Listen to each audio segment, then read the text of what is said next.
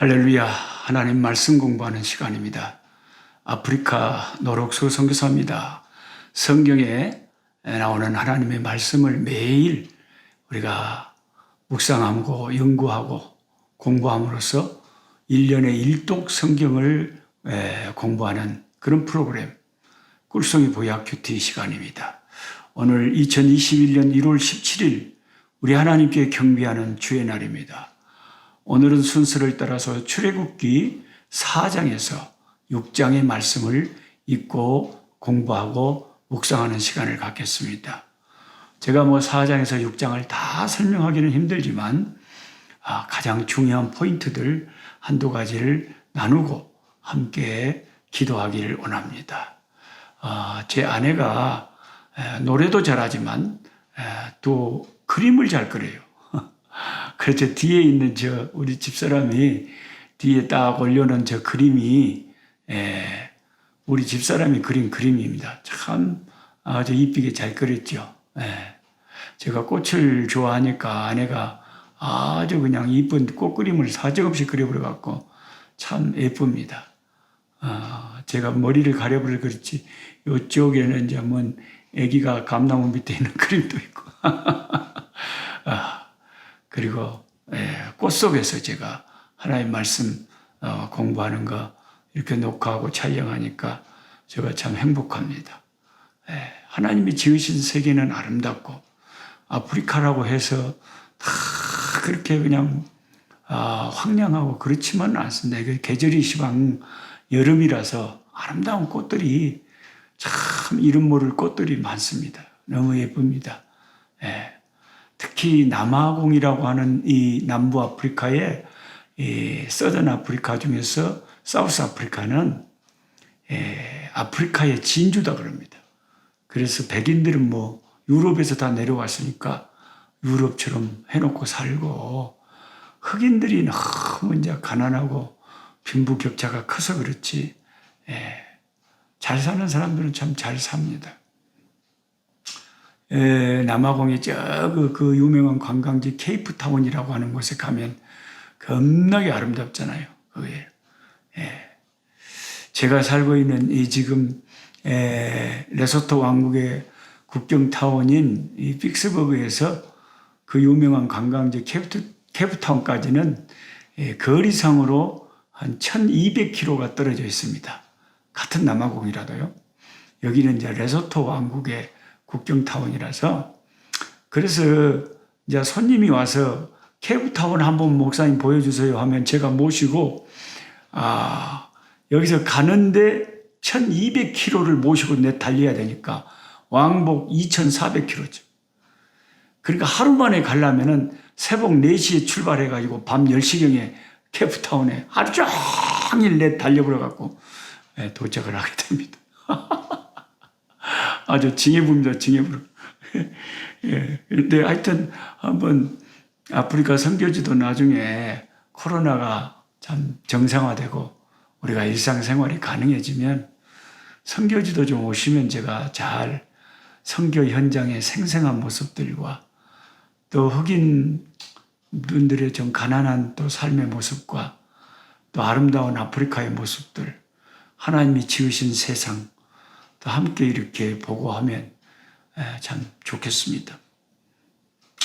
자, 출애굽기 4장을 읽다가 우리는 4장 25절에 참 신기한 당황스러운 말씀을 한 줄 읽습니다.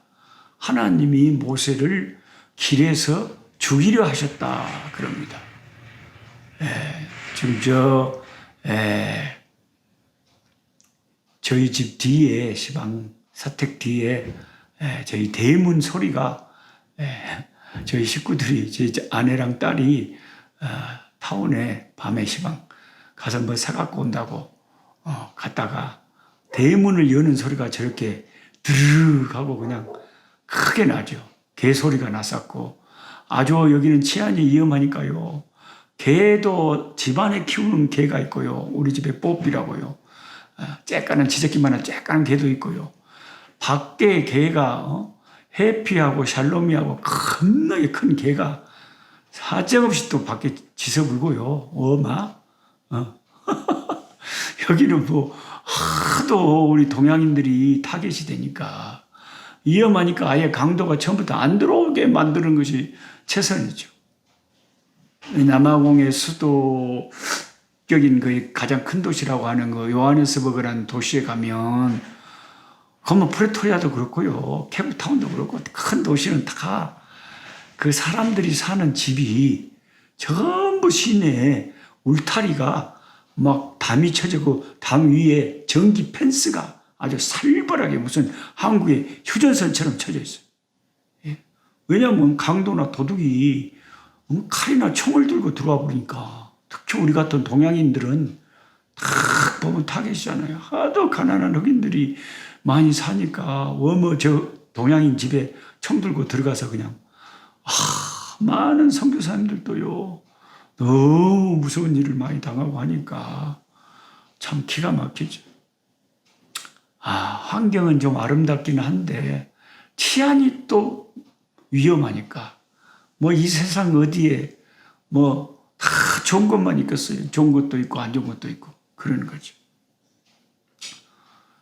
어쨌든 출애굽기 4장 25절에 왜 하나님은 갑자기 사명의 길을 가고 있는 모세를 길에서 죽이려고 그랬대요. 제가 이렇게 질문을 하면 여러분이 저랑 같이 성경 공부하시는 분들은 설명을 합니다. 그러나 성경 공부를 안 하신 분들은 교회를 10년 다녔어도 갑자기 제가 이렇게 질문을 한다고요. 출애굽기 4장 25절에 본게 하나님이 사명을 주시고 애굽에 가서 자기 백성 구출하라고 모세를 보내시면서 갑자기 길에서 모세를 죽이려 하셨다고 했는데 모세가 길을 가다가 숙소에 있을 때에 여호와께서 그를 만나사 죽이려 하신지라 이렇게 써져 있는데 왜 하나님이 모세를 지금 사명의 길을 가고 있는데 느닷없이 죽이려고 그런대요. 이게 뭔 일이 돼요. 하나님이 무슨 그렇게 변덕이 심해가지고 안 간다고 못 간다고 그냥 난리를 치는 모세를 그렇게 설득을 하셔가지고 겨우 가게 해놓고 이제 가려고 그런 게 가고 있는데 하나님이 숙소에서 그를 만나서 죽이려 하셨다. 뭔 이런 하나님이 계신데 이게 뭔 일이 돼요? 그래서 우리가 성경을 읽다 보면 성경 교사가 옆에서 좀 설명을 안 해주면 어떨 때는 아주 당황스럽기도 하고 이상하기도 하고 깝깝하기도 하고 이게 뭔 말씀이다냐 하기가 쉽거든요. 그래서 참 이상하다. 당황스러운 마음을 가다듬고 잠시 문맥의 앞뒤를 살펴보니까 그 이유가 할례에 있었어요. 하나님이 모세를 죽이려고 했다. 이것은 다른 말로 쉽게 말하면 모세가 예를 들어서 거의 죽어가는 오늘날 말은 막 열이 펄펄 나면서 갑자기 그냥 펄펄 끓으면서 몸에 그냥 체온이 한 40도가 되면서 아이고 나중에 하고 갑자기 죽는다고 난리를 치니까 딱 죽게 생기는 거예요. 갑자기 시방. 그래서 그 부인이 아기랑 데리고 같이 애굽을 향해서 사명의 길을 가고 있는데 부인 십보라가 너무 놀래가지고 근데 이 부인이 너무 지혜롭네요. 확실히 그 모세의 부인이라 다른가 봐요. 부인은 즉각 마음에 깨달았는가 봐요. 우리 남편 아마 이것 때문에 지금 죽어가나 보다. 이것 때문에 하나님이 치시나 보다. 우리 남편이 우리 애기 할례 행하자고 할 때 우리가 조금 이따 합시다 해갖고 제대로 할례를 행하지 않는데 할례를 행하지 않은 것 때문에 그런 거다 하고 금방 그 부인이 느꼈는지 그냥 날카로운 돌을 갖다가 그 아들에게 그 아들의 그 성기의 끄트리를 표피를 이렇게 베어가지고 바로 모세의 발에다가 그 피 묻은 그 표피를 던지니까 그게 모세의 발에 닿자마자 모세가 거짓말처럼 씻은 듯이 나아버렸다는 거죠. 깨끗하게 나아버렸다는 거죠. 네. 그래서 모세가 아들이 둘이 있었잖아요. 첫째 아들이 게르솜이었고 둘째 아들이 엘리에셀이었는데 학자마다 어떤 학자는 첫째 아들에게 할례를 행치 않았다. 어떤 학자는 둘째 아들에게 행치 않았다. 그랬는데 어쨌든 하여튼 애기를 누구를 할례를 행치를 안 했던 것 같아요. 그래서 그 엄마가 얻는 애기를 할례를 행해가지고 죽어가는 모세의 발에 던졌더니 모세가 그 할례를 행한 것이 자기 몸에 닿자마자 그 피가 닿자마자 모세가 살아났다는 것입니다.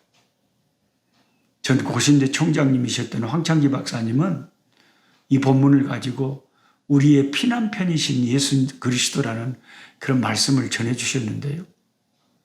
모세가 할례 받은 그 피가 자기 몸에 닿을 때 죽음의 위기를 넘긴 것처럼, 그리고 십보라의 피난편이 된 것처럼 예수님은 십자가에서 자신의 피를 친히 흘려서 교회의 영원한 피난편이 되어 신부되는 교회를 구원했다, 이렇게 말씀하셨습니다. 근데 하나님은 사실 창세기에 분명히 아브라함에게 말씀하셨거든요. 너희 후손들과 네가 나하고 언약을 맺는데 할례를 받아야 된다. 만약에 내 언약 백성 가운데 할례를 받지 않는 자는 내 백성 중에서 끊어지리라고 그랬거든요. 그 하나님의 그 무서운 말씀이 유대인들, 아브라함의 후손들에게는 다 적용되는데, 모세가 궁궐에서 40년 자라고 40년 동안 광야에 양치기 하면서 사실 유대인들하고 같이 살지를 안 했잖아요. 그때까지 평생을. 그러면 어떤 학자들은 모세도 제대로 유대식 할례를 아마 안 받았을지도 모른다, 그런 추측을 해요. 그래서 모세가 할례를 안 받았기 때문에 그 자식의 그 할례 받은 그 피가 모세에게 닿았을 때 모세도 상징적으로 할례 받은 것이 되어서 모세가 살아난 것이 아닌가, 그렇게 추측하기도 합니다. 어쨌든 하나님은 참 언약에 충실하신 하나님이고, 한 번 아브라함에게 하신 그 할례 언약의 말씀을 그대로 지키시는 분이기 때문에 이제 유대인의 총 지도자가 돼서 유대인들을 이끌어서 가나안으로 이끌어야 될 책임을 가지고 가는 모세가, 유대인의 지도자가 하나님이 아브라함과 맺은 할례 언약에 충실하지 않았다면 그것은 도저히 지도자의 자격이 없기 때문에 하나님께서 그렇게 모세를 죽음으로 위협을 한 거죠. 그냥 성경에 죽이려 하신지라 그렇게 써져 있었지만 진짜로 죽이려고 하신 건 아니겠죠. 죽음의 위협을 주셔가지고 모세가 제대로 언약을 지키도록, 하나님이 얼마나 그 언약에 충실한 분인가를 모세로 하여금 깨닫도록 그런 체험을 하게 하신 거죠. 우리도 하나님이 쓰시는 종들 보면 자꾸 하나님이 사명을 주시는데 사명의 길을 회피하고 그러면 진짜 죽을 일이 생겨가지고 막, 아이고 하나님 살려만 주면 제가 아버지 뭐 내 생명이라도 바칠게요, 막 그래갖고 난리를 쳐가지고 아이고 그냥 사명의 길을 가신 분들도 많잖아요. 제법 그런 간증 많습니다. 저 같은 경우에는 아예 고등학교 1학년 때 내 스스로 아예 자수해가지고 하나님 앞에 아버지 나 목사님 좀 시켜주세요 하고 내가 스스로 자수했지만은, 어떤 분들은 막 하나님이 그 사명을 주고 싶은데 하기 싫어가지고 막 고집을 피우다가 하나님이 칵 죽여보려고 그냥 해버려갖고 어머 하나님 살려만 좀 할게요 그래갖고 하나님 앞에 살살 빌고 항복해가지고 사명자의 길을 가는 경우도 제법 있다니까요. 모세에게 그런 일이 벌어진 것은 그 하나님과 아브라함과 함께 맺은 유대인에게 그 할례 언약, 그것을 하나님이 모세에게 생명을 위협해 가면서까지 각인시켜 주시려고 그런 것이었다 하는 것을 여러분이 깨달으시면 이제 이 출애굽기 4장의 이 성경 본문을 읽을 때 좀 이해가 되실 것입니다. 그 다음에 이제 5장에 가면 드디어 모세가 바로를 만납니다. 드디어 모세를 아론과 함께 바로를 만나가지고 갑자기 뭐라 그러냐면은 이제 우리는 이 나라 떠날 거다. 더 이상 너희들의 바로 당신의 노예로 살 수 없다. 우리 하나님이 우리를 출애굽시키라고 하셨다. 그래서 우리를 보냈다. 만약에 안 보내주면 네 죽을 줄 알아라 하고 이렇게 선전포고를 할 줄 알았더니 갑자기 출애굽기 5장 1절부터 3절을 보면 사흘길 광야로 가서 우리가 섬기는 여호와 하나님께 제사를 드리겠다. 이걸 허락해 달라고. 3일 동안 광야로 우리 이스라엘 백성들 다 가서 우리가 섬기는 여호와 하나님께 제사를 드리겠다. 이걸 허락해 달라 이렇게 말합니다. 그러니까 노골적으로 우리가 출애굽하겠다. 더 이상 당신의 노예로 못 살겠다.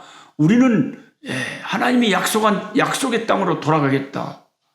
이렇게 당당하게 선전포고를 하지 않고 3일 동안 저 광야로 가서 제사를 지내겠다. 이렇게 말을 애매하게 합니다. 그래서 제사 지내고 돌아오겠다는 거요. 그냥 가볼겠다는 거요. 그런 말도 제대로 결론을 말 안 하고 3일 동안 광야로 가서 제사를 지낼 테니까 허락을 해달라. 이렇게 처음에 말을 합니다. 저는 성경을 이렇게 생각하면서 읽는 독자이기 때문에 처음에 5장 1절부터 3절을 읽으면서 엄마 모세가 왜 이런다냐. 당연히 출애굽을 할 것을 선포를 하고 선전포고를 할 줄 알았더니 뭐요? 3일 동안 광야로 가서 제사를 지낸다고? 그걸 허락해 달라고? 그리고 그거 제사 안 지내면 우리가 섬기는 신이 우리를 전염병이나 칼로 치실까 두렵다고? 거짓말 하는 거 아니에요? 이게 지금 바로한테 시방?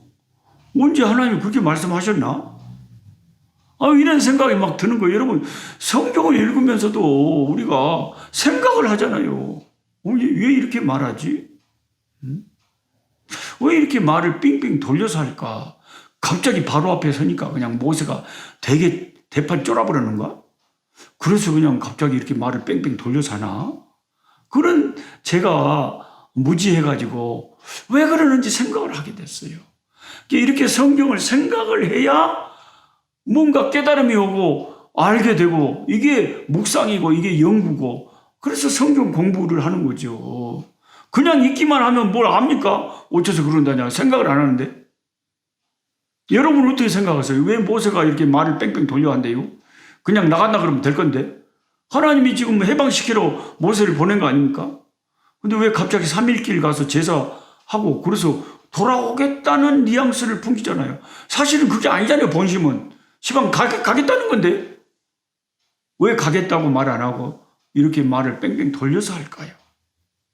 그래서 나는 이게 이상해서 자꾸 하나님 앞에 끙끙 앓으면서 이걸 성경을 연구했더니 아니 하나님께서 제 마음에 이렇게 이해를 시켜주는 거예요. 야 록수야 네 한번 생각해봐라.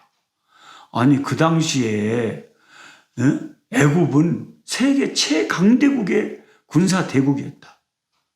군사 수도 이스라엘하고는 말도 안 되고 이스라엘은 사실 무기도 없고 노예 생활만 했기 때문에 애굽은 아예 그냥 마병도 있고 막 병거도 있고 막 창도 있고 칼도 있고 다 군인이 짱짱하게 있고 말도 있고 그런데 노예 생활만 한 그 이스라엘에 무슨 군대가 제대로 있었겠냐. 근데 갑자기 선전포고를 해버리면 당장에 전쟁이 일어날 건데 이게 뭔 일이야 하고 그냥 그때부터 갑자기 군대를 이용해서 이스라엘을 다 죽여버리면 어떻게 되겠냐. 이스라엘 백성을 다 죽여버리면 어떻게 그 백성을 다 해방시켜야 되는데 하나도 안 다치게 해가지고 오히려 애굽의 금은보화 짐승떼까지 다 받아가지고 하나님은 출애굽시킬 계획을 갖고 있는데 갑자기 그렇게 과격한 선전포고를 해버리면 바로가 가만히 있겠냐 말이에요. 당장에 군대를 풀어서 사람을 죽여버리지. 아이고 가만히 깊이 생각해 보니까 내 생각이 잘못됐어요. 하나님께서 하시는 일이 맞았어요. 하나님이 다 생각이 있고 뜻이 계셔서 모세한테 그렇게 가서 바로한테 전하라고 했어요. 모세가요 비겁하게 말을 뺑뺑 돌린 게 아니고 모세는 하나님이 바로에게 가서 말하라는 대로 그대로 하나님이 시키는 대로 전달했어요. 이게 하나님의 아이디어였어요. 모세에게 이렇게 말하라고. 어떻게 하느냐? 출애굽기 3장 18절에 써져 있잖아요. 출애굽기 3장 18절에 떨기나무 불꽃 가운데서 하나님이 모세에게 사명 주실 때 제가 읽어드릴게요. 출애굽기 3장 18절에 그들이 네 말을 들으니 너는 그들의 장로들과 함께 애굽 왕에게 이르기를 히브리 사람의 하나님 여호와께서 우리에게 임하셔서 우리가 우리 하나님 여호와께 제사를 드리려 하오니 사흘길 중 광야로 가도록 허락하소서 이렇게 말하라고 하나님이 그렇게 말하라고 아이디어를 처음에 바로에게 가서 그렇게 말하라고 했다니까요. 하나님이 이렇게 말을 부드럽게 간접적인 화법으로 말한 이유가 있어요. 그렇게 말을 해도 가서 제사 한번 드리겠다고 해도 바로가 더 그냥 막 야 아들이 요 배가 부르니까 요 뻘 생각을 하네 하고 그냥 막 채찍으로 더 하고 더 중한 노동을 시키고 더 힘들게 했는데 갑자기 그냥 우리 나간다 그랬으면 다 죽여버렸을 거 아닙니까? 그렇게 생각하니까 하나님이 얼마나 지혜롭게 생각하시고 그렇게 작전을 차근차근하게 진행하셨는지 하나님이 하시는 일이 옳았어요. 모세가 비겁해서 그렇게 말한 게 아니었다는 거죠. 그래서 그러면 그거 허락 안 하면 우리 하나님께서 애굽에 재앙을 내릴 건데요. 그러니까 뭔 신이 뭔 능력에서 무슨 재앙을 내려 하고 콧방귀를 안기고 그랬는데 정말 하나님이 그때부터 10가지 재앙을 애굽에 내리치기 시작하잖아요.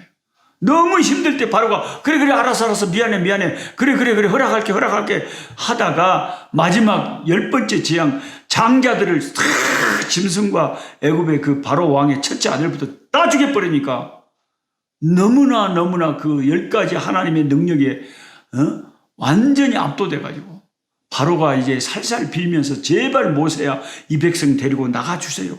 가주세요. 아이고 어서 가세요. 그러면서 하나님의 능력을 인정하게 되고 가게 될 때에 애굽 사람들이 그 떠나가는 유대인들에게 금도 주고 은도 주고 진술대도 주고 크게 은혜를 입혀가지고 줬잖아요. 그 하나님의 역사가 이렇게 놀랍게 아름답게 이스라엘을 해방시키고 나중에 늦게야 바로의 마음이 변해가지고 군사를 이끌고 다 죽이러 왔지만 하나님이 홍해를 열어서 이스라엘 백성은 하나님이 인도하셨고 애굽 바로의 병거와 군사들은 다 홍해에 몰살시켜 버렸잖아요. 우리의 구원에 전능하신 하나님이 이와 같이 완전한 역사와 능력으로 우리를 구원하시기에 온전하시고 놀라우신 역사를 행하신 하나님이십니다. 자, 여기까지 제가 설명을 드리니까 이해가 되시죠?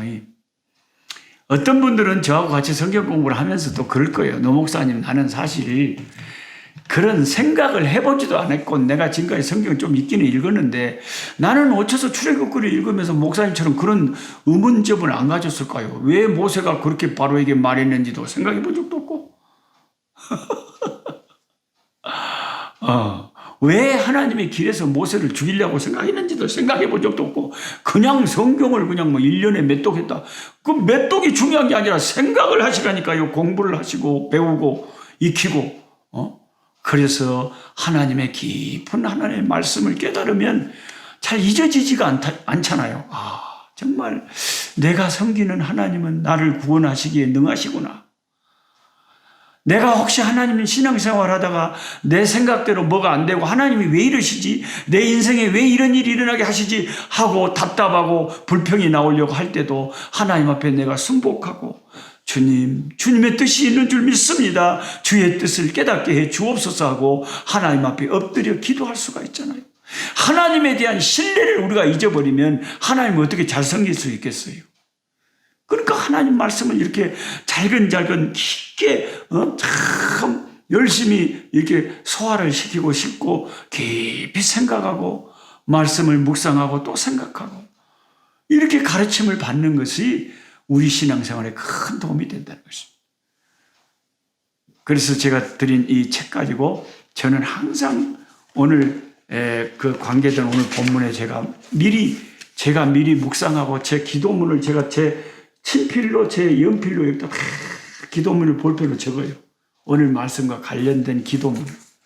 여러분도 그렇게 하라고 제가 본을 보이는 거예요. 아니 선생님이 본을 안 보이면 학생들이 안 해불잖아요. 그러니까 제가 자꾸 본을 보이는 거예요. 여러분도 이렇게 하시라고. 그러면 이걸 계속 이렇게 하시면 어떻게 되냐? 말씀으로 기도하는 것이 습관화되고 여러분의 기도가 깊어지고 날카로워지고 능력 있는 기도가 된다는 거예요. 왜? 말씀을 붙잡고 기도하니까요. 예, 저는 이렇게 기도문을 적어놨습니다. 하나님 아버지, 오늘의 말씀을 통해서 사람의 지혜를 초월하시는 하나님의 놀라운 섭리와 경륜을 찬양하게 됩니다. 모세와 아론이 처음부터 바로에게 자기 백성을 이끌고 당장 내일 애굽을 떠나겠다고 선전포고를 했다면 이스라엘 백성들이 얼마나 많은 피해를 입었을 것이고, 또 애굽의 금은 보화나 짐승떼들도 그 애굽 사람들에게 받을 기회도 없었을 것이고, 하나님이 계획하신 10가지 재앙을 애굽에 내릴 시간적인 여유도 없었을 것입니다. 당장에 전쟁이 시작돼 버렸습니다. 그러나 처음에 주의 3일길을 가서 주님이 시키신 대로 제사 드릴 수 있게 해달라고 요구를 하므로 바로의 강팍한 반응을 이끌어냈고, 그로 인해 10가지 재앙이 이스라엘 하나님 여호와의 능력으로 애굽 전역에 폭탄처럼 부어졌습니다. 옳습니다. 하나님, 때로는 내 생각과 하나님의 생각이 달라도 내 인생에 일어나는 이해할 수 없는 일들이 내게 있어도 하나님의 생각을 받아들이고 순종할 수 있게 도와주옵소서. 주 예수 이름으로 기도하옵나이다. 아멘. 아멘. 하나님의 지혜는 우리의 생각을 초월합니다. 하나님의 어리석음이 사람의 지혜보다 낫습니다.